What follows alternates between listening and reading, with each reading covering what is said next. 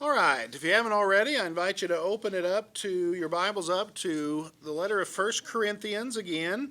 And today we're going to be looking at chapter 11. So First Corinthians chapter 11. It was good to have a little break for the Thanksgiving weekend. That break ended up coming at what was kind of a very fortunate place because it gave us a natural break and a natural transition out of what we had been studying over the last number of weeks. For several weeks, we had been looking at chapters 8 through 10, and within those chapters, we had been talking about the issue of food sacrificed to an idol. And as I mentioned to you several times, that's not really a terribly, pressing issue to us. But the broader principle was something that was relevant to us, and the principle is balancing out our rights as Christians versus our responsibilities to the well-being of our fellow brothers and sisters in Christ. We have the right and the freedom to do many things as Christians, but not everything is necessarily beneficial to our fellow brothers and sisters in Christ. So we have to learn to make love-centered decisions in that regard and not simply look out for our own well-being, and that was an important principle to dwell on. But now that we have spent a number of weeks on that subject, beginning here in chapter 11, a transition is going to take place, and Paul is going to move from the issue of rights and responsibilities to the issue of how we conduct our public worship.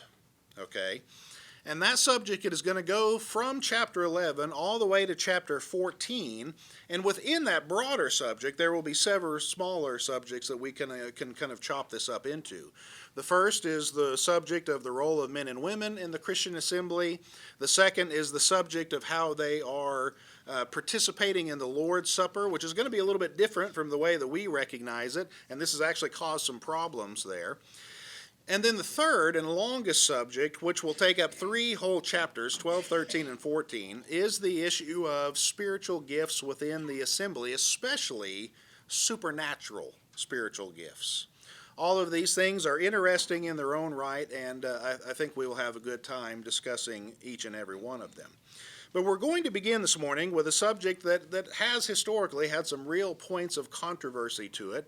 We're going to begin with a discussion of men and women and their various roles in the Christian assembly. Now, this is an issue that's going to come up twice in the letter of 1 Corinthians. It will come up once here in chapter 11, where it is primarily talking about head coverings. Okay, I didn't see anybody wear their hat this morning. I told you ladies wear your hats, and I don't see it here today. But then when we get to chapter 14, we'll come to that very controversial passage where women are commanded to be silent in the assembly. And what does that mean? Well, these things are somewhat tied together, although there's some differences as well between these two chapters. And so we'll come to this subject in one way or another twice as we're moving through these chapters of the letter. Now, as we prepare to discuss this subject, I'll just remind you of something that the Bible teaches that makes this whole thing an inherently difficult subject. Okay? In the original creation story, whenever God created Adam and Eve, he gave Eve to be Adam's helper, and they together were to rule over and subdue the creation. However, we know what happened. We know that Adam and Eve sinned, and when they sinned, it changed things. God put a curse upon the world. That's part of what we were talking about in our morning assembly. And I don't know if it's just the subject matter or if it's just hot in here, but it feels hot. Are you all hot over there? All right, well, maybe it's just I know it's going to be controversial, so I'm just feeling hot. But you won't mind if I take my shirt off, will you? That won't embarrass anybody, will it? But God put a curse on the world. We've been talking about that, and that manifests itself in many ways, one of which is the way that it manifests itself between men and women. Rather than men and women living in perfect harmony and perfect complementarity as they did before the fall, after the fall, this has now introduced some tension into their relationship. And so if you look at the screen here, I'll show you a passage where all of this is explained to us, and it goes all the way back to the very beginning. And it's a very helpful passage. This comes from Genesis chapter 3 and verse 16, which is not as famous as John 3:16, but it might as well as be, okay, because it explains a lot. And Here's what God says. This is the curse that was in particular put on the woman for her part in the ordeal. You remember all three, the serpent, the man, and the woman were cursed, but here particularly is the curse for her. To the woman he said, he being God, I will make your pains in childbearing very severe, and with painful labor you will give birth to children, and your desire will be for your husband, but he will rule over you. Okay, we know each party receives a curse. The serpent receives a curse for his part in it. The man receives a curse for his part in it. And the woman receives a curse for her part. We learn, number one, she's going to have severe pain in childbirth. That's part of her curse. But the other part of this is this interesting phrase that her desire will be for her husband, but he will rule over her. Now the question is, what exactly is the desire that is being spoken of here? Some have tried to suggest, well, this is talking about sexual desire, and I understand why they say that. But most of us know when it comes to the relationships of men and women, it's not typically the woman's desire that's more out of control. It's typically the man's. Okay, there are exceptions to that, but I think that generally is the truth. So I don't think he's talking about sexual desire here. I think the best explanation, both in terms of the Bible but also in terms of how human history has played out, is that her desire will be to rule over him, to usurp him in some sort of way, rather than being the helper, but he in turn will rule over her, and the implication is he will rule over her harshly. Okay? Why?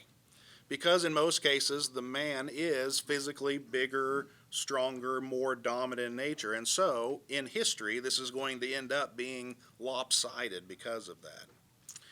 So here is the battle between the sexes that goes all the way back to the fall.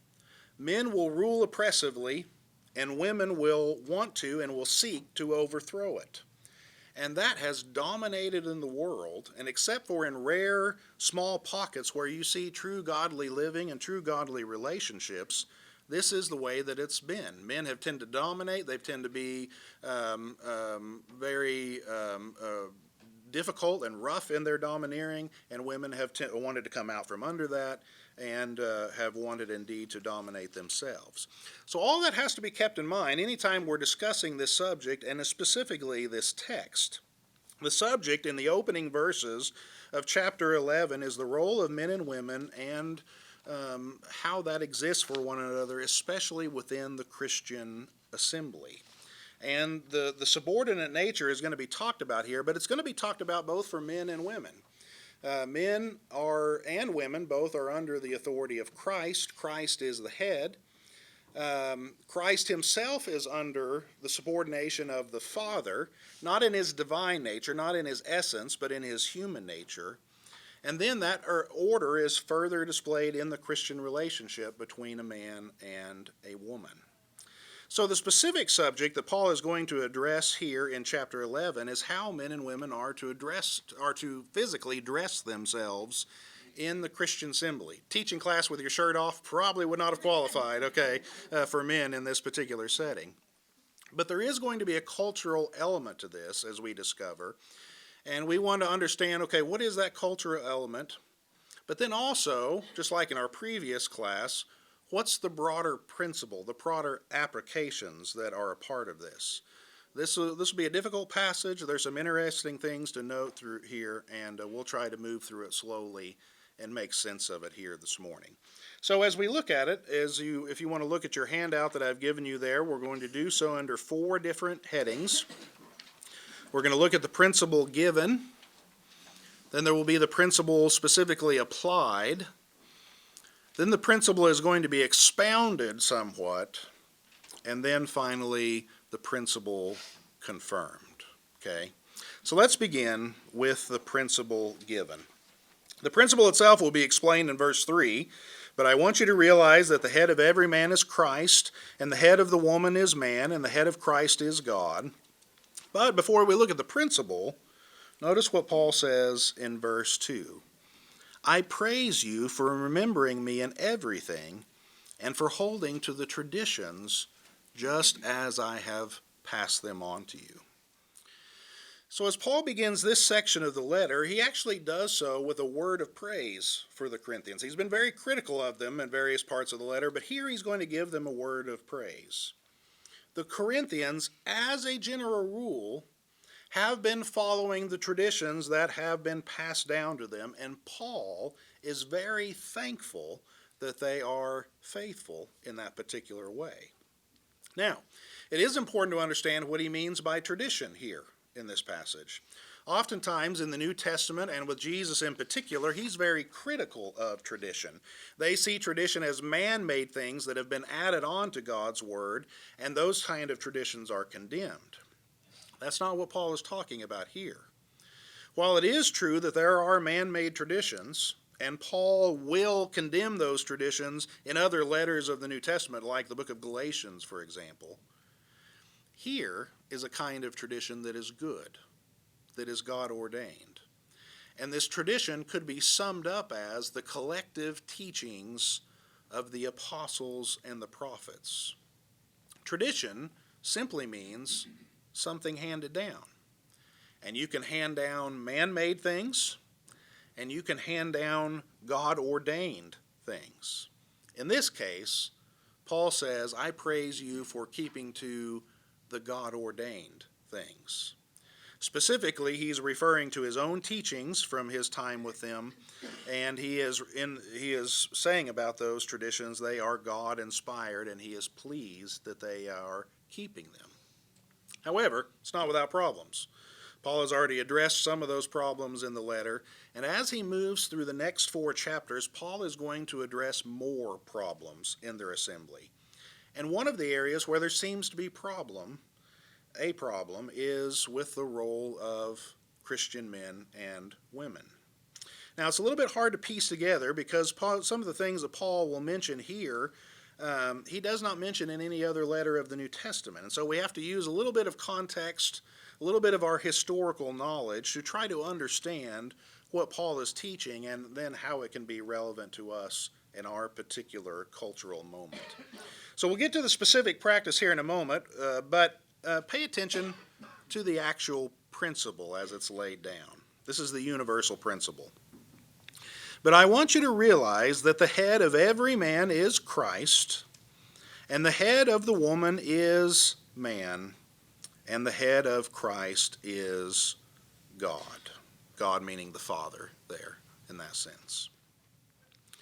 So before we get mired down into some of the cultural practices, which will take a little bit of time to understand, we first have to understand this universal principle here that's not bound to any particular culture or moment in history. And the general principle is there is an order of subordination in the universe. That order is God as the Father, as supreme over all, Christ as subordinate to him in his flesh, though not in his divine nature. And it's very important you make that distinction. Then there is man, because he was created first. And then there is the woman, who was created second and was created out of the substance of man. According to Paul, this is the divine order that is built into the universe. Now, go ahead. I'm going on with the theory of Trinity. Yes. God, Jesus, and the Holy Spirit being equal. That's right. In their divine nature, they are equal. So it is only the Son, in the terms of being in the flesh, that he is subordinate to. That's right. When he's human, that he's subordinate to the Father. That's right. Yep. A very important distinction in Christian history that you make that distinguishment. Okay. Now, there are a couple of issues that we need to pay attention to here because we have several words that can mean, depending on their context, different things. First of all, when it comes to the word that is translated man and woman in this text, it can also rightfully be translated husband and wife. Okay? And so if you were to read it that way, God the Father is the head, Christ in his flesh is under him, Christ is the head of the husband, and then the husband is the head of the wife. That's going to end up being true no matter which way you translate this word. But certain translation, anybody have an English Standard Version here this morning? Anybody have it translated? Anybody have husband and wife translated that way in this passage? Okay, so everybody's man and woman. So just be aware that it can be translated, and the English Standard Version does translate it husband and wife. Second, when it comes to this word head that is used all throughout the passage, it too can have different meanings, just like it does in English, depending on how you are using it. So it can refer to a person's literal head. It can refer to headship over someone else, that is a source of authority, or it can mean the source of origination, like headwaters, we would say, of something else. And so you'll see as we read along here, sometimes it is talking about a person's literal head, like in verse 5, for example, where it talks about a woman shaving her head. But most of the times it's speaking about head in terms of authority. Okay? So after all that is cleared up, the general principle that Paul is opening our passage with is basically this. God the Father is head over all and has authority over everything, including the Son in his human nature. The Son has authority over all men. Men are in authority over women, and that is especially true in the husband and wife relationship, though it does have some broader implications into the church family. Now, you may wonder why this is the case. He's going to go on to explain why this is the case in verses 7 through 10, but we'll have to wait just a minute to get down there to see why it is that he expresses it in this particular way. Okay?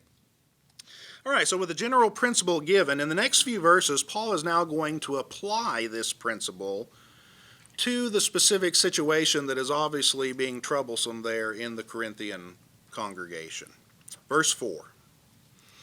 Every man who prays or prophesies with his head covered dishonors his head.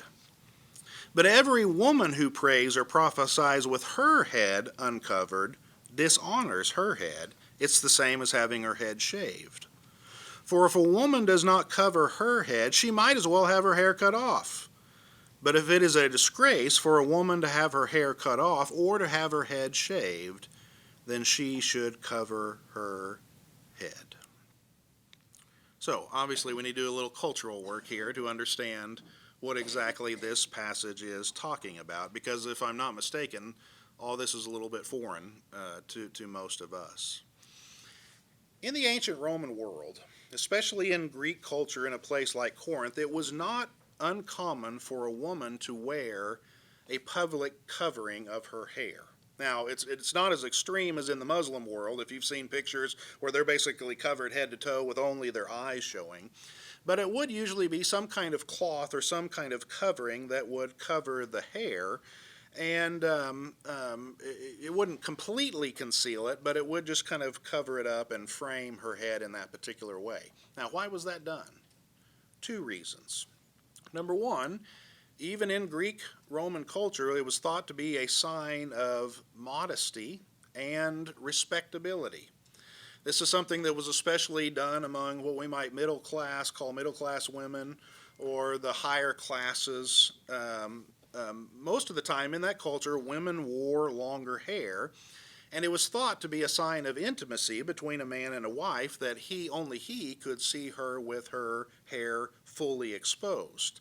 And so, again, it was typically in higher class societies where things like this were done, because in the lower classes, in the slave class, among the prostitutes, it would not be unusual for women to have short hair or for their head to be shaved. And if a woman did have longer hair and she was wearing it out, it was thought to be a sign of sexual availability. Many prostitutes did that particular way.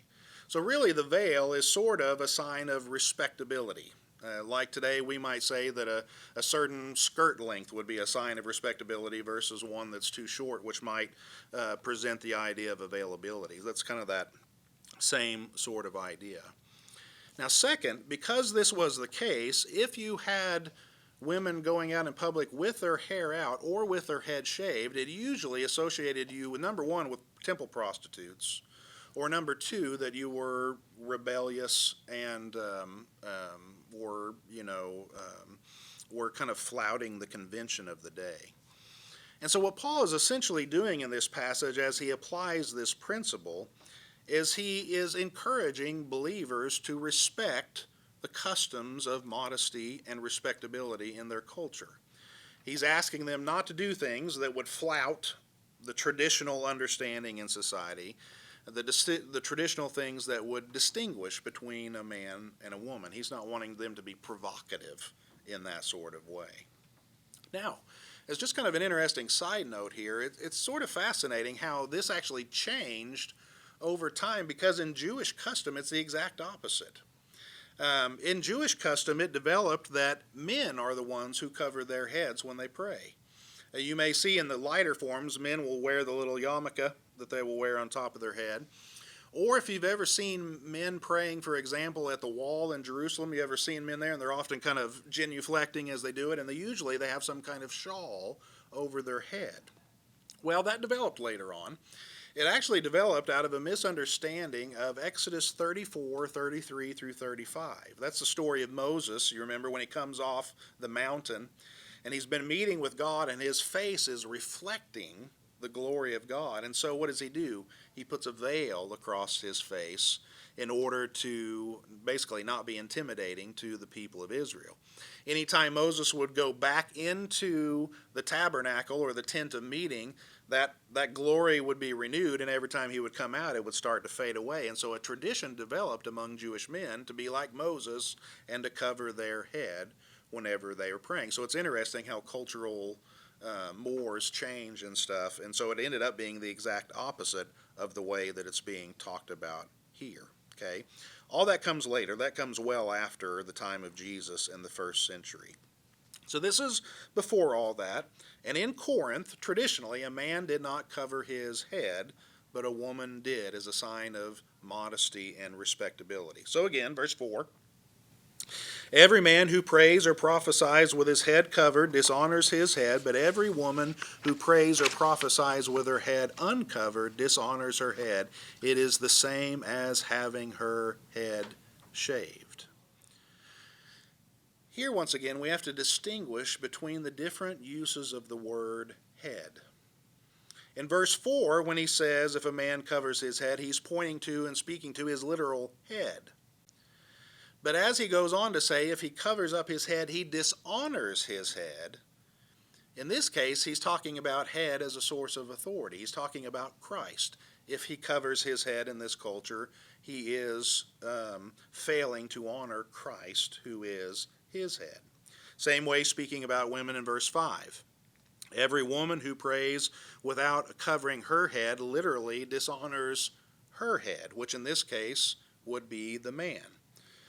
Paul says, she might as well shave her head if she's going to do that. Basically, he's saying to her, if you're going to rebel in that way, if you're going to act in that way in the public assembly, you might as well be like a prostitute, because you are disrespecting the norms of your society. And he does not want to do that. Now, this is what you would call an argument ad absurdum. Okay, when he says, if you're going to do this, you might as well go ahead and shave your head. He doesn't really mean that, but he's just making the point that if you're not going to respect the differences that are there, then you might as well just act like a prostitute in that particular way. All right, this raises some questions, most of which I think are going to be answered then in this next paragraph. So if we looked at the principle given and then the principle applied, now in verses 7 through 12, Paul's going to expound the principle, and here's where it gets kind of interesting. In verse 7, Paul explains a little more thoroughly why he has said what he has said about head coverings. He says, a man ought not to cover his head, since he is the image and glory of God, but woman is the glory of man. Now, some of you may be bristling when you hear that, and you may be thinking to yourself, what in the world could, I knew it. Paul's a sexist pig. I knew it all along, and so we shouldn't even pay attention to the Apostle Paul. See, I would argue with Paul. Would you? Yes. That when I have to completely cover up my wife and hide her, Yes. I'm hiding God's beauty as well. Yeah, that's a very good point. I'm hiding the beauty that reflects me. Yes. I don't mind if people think I don't have a wife because she's gone. Right. I did not mind if people thought my wife was beautiful. No, I mean either. Yeah. So and even if you go further, of course, in the Islamic world, the clothes that men wear basically are pretty degrading. Yes, they are. Yeah. You know? Yeah, they really are. And of course, the coverings here that he's talking about are not as extreme as the Islamic world, so it didn't hide her beauty completely. But I agree. I'm of the well, we're good Americans in that way. We have our culture, and we are certainly different from first century Greeks of some sort. So what's Paul mean here? Why does he say this? Well, it is true in Genesis 1:26 and 27 that both man and woman are made in the image of God. That is very clearly said in the text. So they're equal in that sense. They have equal value, they have equal access to God, they have equal possibilities for salvation. So what is this difference here that Paul is referring to? Both are made in the image of God, but Paul says specifically that the man is the glory of God and the woman is the glory of man. What's he talking about? He's talking about the order in which we were made in creation, along with the various functions that we were given. The man was created first. Adam was created first. And he was not created from any other being. God fashioned him directly out of the dust of the earth and made him into a living being. So before the woman was ever created, man was created, was given a task, and you'll remember what that task was. It is to rule over, to subdue the nation, or subdue the earth, and the very first thing he was given to do was to name the animals. That was his first function. That's what Paul means when he says that man specifically is the glory of God. He doesn't mean there's something better about the man than the woman. He's saying he was created first, and he was created out of nothing. That is, out of the ground alone. Okay? That's his glory. The woman's story in creation is slightly different. The woman was not made out of nothing from the dust of the earth, but she was taken out of man and for man.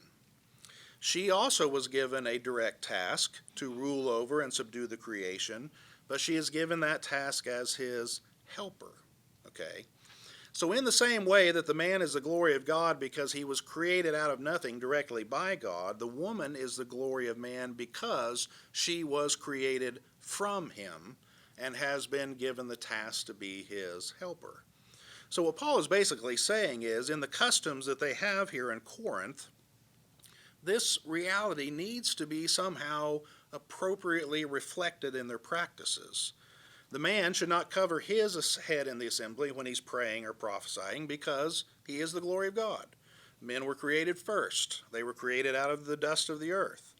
The woman in this case, in that culture, should wear a veil over her head because it is a sign that she is the glory of man. She was created from man, taken from him, and is made to be her helper. Now, that primarily is going to play out in the husband and wife relationship. Not every woman is to be subordinate to every man. That's just not the way it works. In the family, the wife is submissive to her husband. However, Paul shows here in the discussion of the Christian assembly, this is the reality of the family is sort of reflected to a certain degree in the Christian assembly, in the Christian family. And she does play a subordinate role. So when she prays or prophesies, she is to have a clear symbol that she is in that particular role. In verse 8, Paul explains the principle just a little bit further. For man did not come from woman, the woman came from man. Neither was man created for the woman, but woman for the man. We've already made that point. Now notice verse 10. It is for this reason that women ought to have a sign of authority over their head, and because of the angels. So Paul's now explaining the reason he's giving the command that he is. There's an order to creation, he says, and it is to be respected. Man did not come from woman, woman came from man, and because of that, it is appropriate for her to have a sign of authority when she speaks in the assembly. But then he also adds this interesting phrase, because of the angels. Now, what in the world does Paul mean by that? No one's for sure, I'll just tell you. You can read commentaries out there, and they will have all sorts of different ideas of what he means because of the angels. I'll give you what I thought, rather than take a whole class to try to explain this, I just thought I'll give you the one that I think makes the most sense, okay? And you can take it with a grain of salt. Angels are ministering spirits. They are primarily messengers. That's what angel means. Angels live by their inherent nature in submission to God's will and live to carry out God's will by being helpers of human beings. Now, we know not all angels do that. There are evil angels that have rebelled, but the good ones carry out God's will on human beings' behalf. Well, the same is said to be true, I think, of the woman in her role specifically as the man's helper. They are helping to carry out God's will through the role of the man's will that is represented in this particular order of things. Now, with all of that said, I think we can certainly recognize this is very prone to abuse. Remember our discussion of Genesis back at the beginning. Because we live in a sinful, fallen world, man's will, man's desire, is often corrupted, and so is not always to be obeyed and followed no matter what. Sometimes the right thing to do is to resist it. However, at the same time, you don't want to just totally abandon the principle that Paul is presenting here. There is a divine order in creation. It is to be reflected in the family, and it is to be reflected in God's family, which is the church. But, so as to not take it too far, Paul says, verse 11, "Nevertheless, in the Lord, the woman is not independent of man, nor is the man independent of woman. For as woman came from man, so also is the man born of woman. But everything comes from God." So even Paul, who's laying down the principle, saying here, don't take this too far, he says.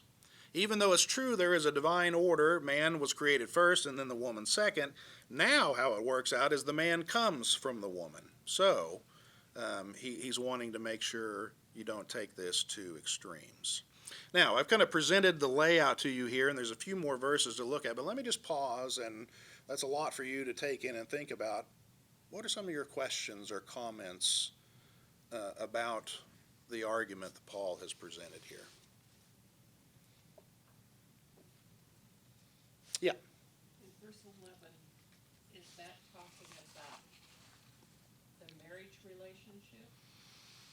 Woman not independent of man? No, I think he's just speaking in general that men and women are tied together, and because even though the woman was created from the man, now the woman is the one that gives birth to man, and so they're tied together in that particular way, I think is what he's saying there.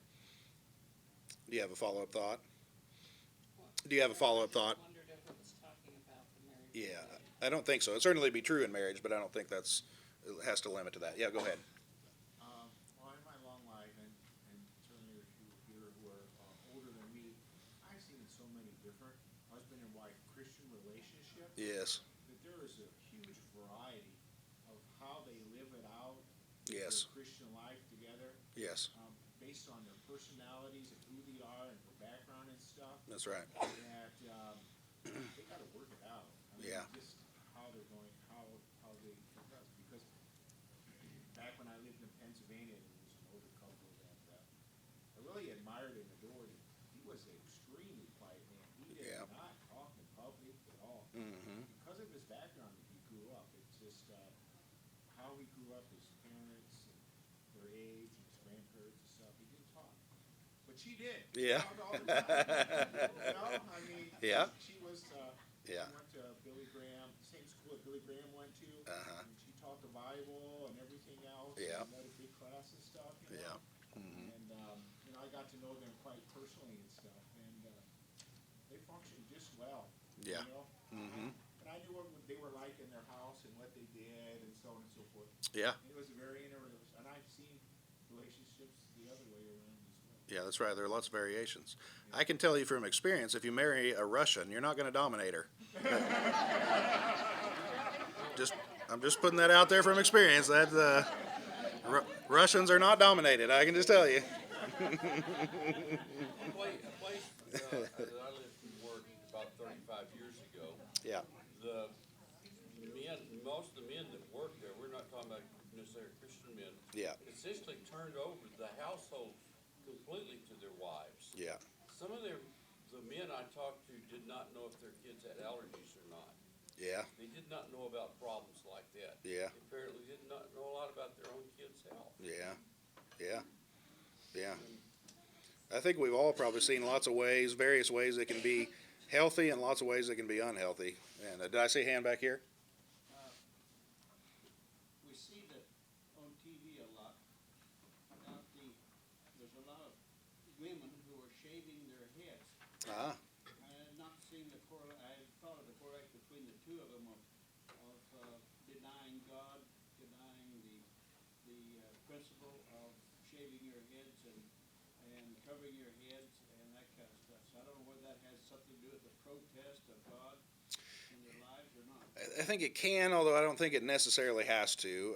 I think in our society, I think generally longer hair is in most societies have been more prone to women than to men, and there's been some times in our society when that's been different. I think it's still generally that way, but I think you'd have to go on a case by case basis to really be able to determine whether someone was doing that. At this time, it was a sign of either the slave class or prostitutes, and it doesn't quite have the same connotation in our society, but it could be on and off, yeah. Yeah, I always go back to those World War II films of the French shaving any woman who had a relation with a German, Oh, yeah, you know. and it was a disgrace to them, Yeah, is that, so yeah, They were all scalped yeah, in public. yeah, uh-huh. Yeah, that can very well be the case. Yeah, go ahead. I just read 2 days ago about Deborah, Oh, yeah, and I think even though this is the principle for Christian women, women of all ages, for God's order, yes, there have been times that women seem to summon more courage mm-hmm, or wisdom, if you will, than the men. absolutely.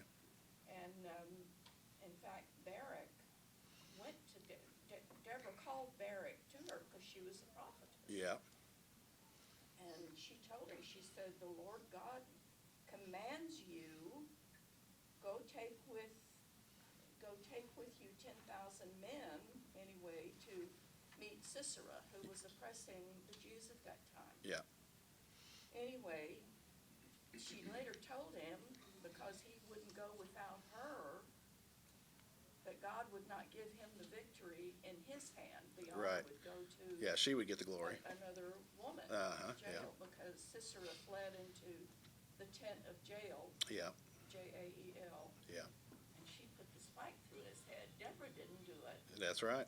but Deborah went with Barak, I guess, because he needed her wisdom or her whatever it was he needed that she possessed. Yeah, He wouldn't go without her. He wouldn't but go. Because of that, he did not have the victory yeah, to his honor. And we think about Esther, we think of the courage of Ruth. yeah, There are these examples yes, absolutely. throughout the Bible. So I don't think this is meant No, to humiliate women in no, any way. absolutely not. Unfortunately, it has been used to humiliate many times, and but it goes back to what we talked about from Genesis. Men have, as women have tended to want to dominate, men have dominated, and they have often done so in a very ruthless sort of way, and so that's not good. What else? Anybody else have any thoughts about this? All right, with our last few minutes, let's finish with these final three verses here. We've seen a principle given. We've seen the principle applied to a specific situation. And we've seen it expounded upon. But in these last few verses, Paul's now going to confirm it. And the ways Paul is going to do it, he's basically going to appeal to their own natural sense of right and wrong. So he says, verse 13, "Judge for yourselves. Is it proper for a woman to pray to God with her head uncovered? Does not the very nature of things teach you that if a man has long hair, it is a disgrace to him, but if a woman has long hair, it is to her glory? For long hair is given to her as a covering. And if anyone wants to be contentious about this, we have no other practice, nor do the churches of God." Now, as we read through some of that, some of you might have been having some flashbacks, all right? For those of you who lived through the kind of the late 60s and the early 70s, I heard a lot of stories about men with long hair and how that was considered to be a sign of rebellion, and so some of that may have been brought up here, especially because Paul says, doesn't the very nature of things teach you this? But when Paul speaks of nature here, he uses a word that doesn't necessarily mean physical nature. He's meaning, doesn't the nature of your society kind of teach you this, the customs of your society? That long hair, for the most part, is considered a disgrace for men, and short hair for women is disgrace. I don't think that was just their culture. I think that's generally been the case throughout society, although I think you have to once again be careful about making it hard and fast and making that point. Roman culture. Yeah. Because the Roman men did wear short hair. Yeah, And you know why they wore it short? Why? So you couldn't grab it in battle. Yeah, sure. Right. That would make sense. Well, I personally think that God wants men to have short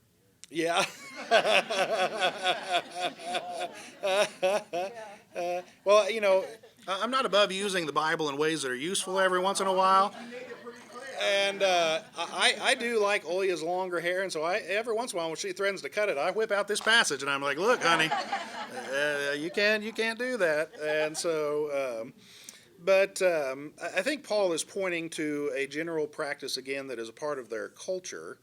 For the most part, women did find glory in their longer hair, men in shorter hair.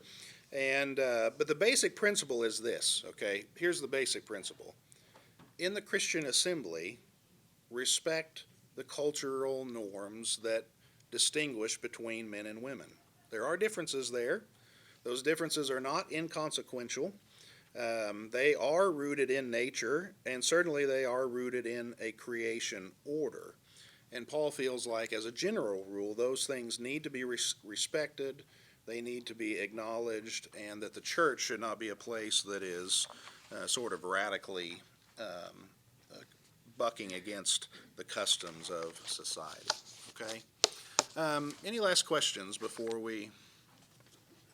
or comments before we wrap up this text? It's one of the harder texts of the letter, and there are lots of implications that can roll out from it. There'll be another discussion when we get into chapter 14, and we'll take up another element of this. But between now and then, there's some other things that Paul wants to talk about, and we'll talk about that as well. Last chance. Anybody? With the longer hair to a man, he says a disgrace, that would be to the cultural norm of that. Yeah, that's right, because it would be seen as effeminate. So that's what he's talking about there. Yeah, I think so. All right. Thank you all for your time. I appreciate it, and we'll take it up from here next week.